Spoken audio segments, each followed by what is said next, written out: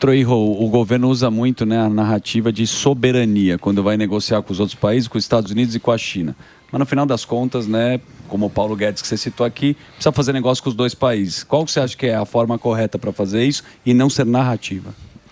Veja, eu acho que no caso das relações com a China, Daniel, hoje, de cada 100 dólares que o Brasil exporta, 35 vão para a China. Aliás, de cada 2 dólares que o Brasil exporta, 1 vai para a Ásia. Então, a Ásia é muito importante. Você tem uma parcela significativa da população mundial lá. Eles crescem economicamente de uma forma muito vibrante. Quando você cresce a partir de uma renda bastante baixa, as pessoas vão consumindo mais calorias, vão consumindo mais nutrientes. São coisas que a gente tem para vender com excelente qualidade. Então, a China e outros países daquela região vão continuar muito importantes para nós. O que nós não podemos ter é inocência em relação a eles, né?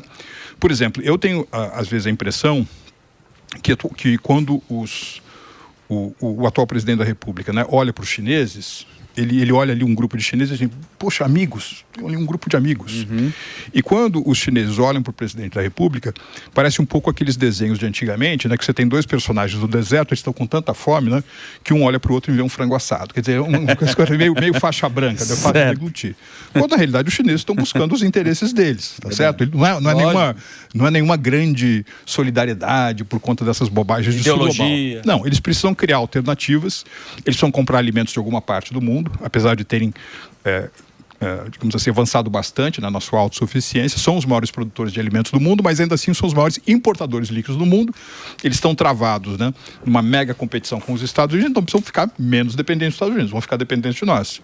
Agora, em relação aos Estados Unidos, veja, você não tem nenhum milagre econômico, Emílio, nesses últimos 70, 80 anos, que tenha sido feito sem algum tipo de relação construtiva com os Estados Unidos. Coreia do Sul, Japão, Singapura, China, tá certo? Mesmo China. Com todo esse arranca-rabo, né, entre China e Estados Unidos, hoje o comércio entre China e Estados Unidos é de 1,8 bilhão de dólares a cada 24 horas. Os caras têm uma mega interdependência. Eu acho que a gente está subrepresentado naquilo que a gente está vendendo para os Estados Unidos. Mesmo antes, né, de 2 de abril do ano passado, que é quando o Trump começa a implementar essa política mais protecionismo de comércio, de tudo aquilo que os americanos compram do mundo, o que vem do Brasil representa 1%. É muito pouco.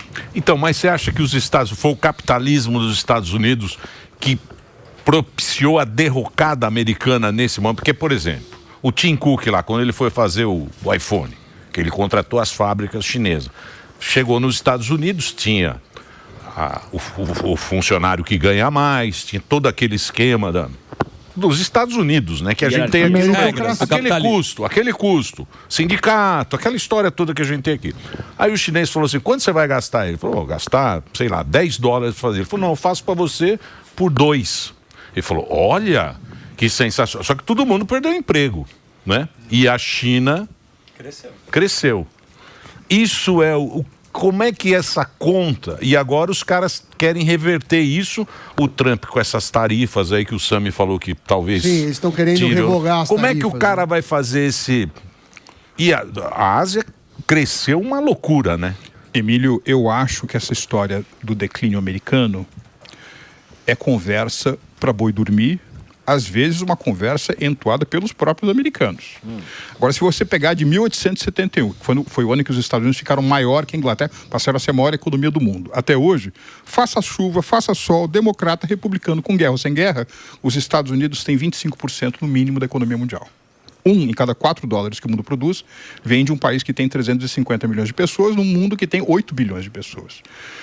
Vamos lá, você vai para o nível das empresas. A Nvidia, Sami, vale quanto hoje? 4 tri e meio? Não, mas eu sei. Mas, a empresa mais valiosa do mundo. Mas e a população? Porque hoje você vê muito desemprego, você vê muita miséria, você vê muito isso na... Renda per capita de 90 mil dólares. Os Estados Unidos têm hoje um desemprego muito baixo. Talvez seja o país com o menor desemprego dentre as economias desenvolvidas do G20.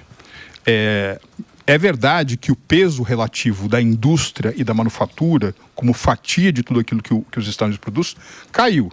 Mas isso não os impediu de superar a crise energética dos anos 70, a crise da dívida dos anos 80, vencer a Guerra Fria nos anos 90, superar a grande recessão de 2008 e numa série de áreas, aí, como é o caso da inteligência artificial, liderar o mundo. Se você pegar Emílio, esse período de 2001 até 2019, no primeiro ano da Covid. Se você pegar a ascensão do PIB americano e a ascensão do PIB chinês, a boca de jacaré entre os dois vinha se fechando. Tinha muita gente, eu inclusive, que achava que 2027, 2028, eles falavam isso, a China ia ultrapassar o PIB nominal americano. Nos últimos 5 anos, a boca de jacaré voltou a subir. Então, mas existe ainda a classe média americana como existia, sei lá, há 30 anos atrás? A classe média, eu digo. Você pode pegar a classe média comparado com o que era a classe média dos Estados Unidos daquele período da geração do baby boom, ou comparar com outros países de desenvolvimento relativo semelhante.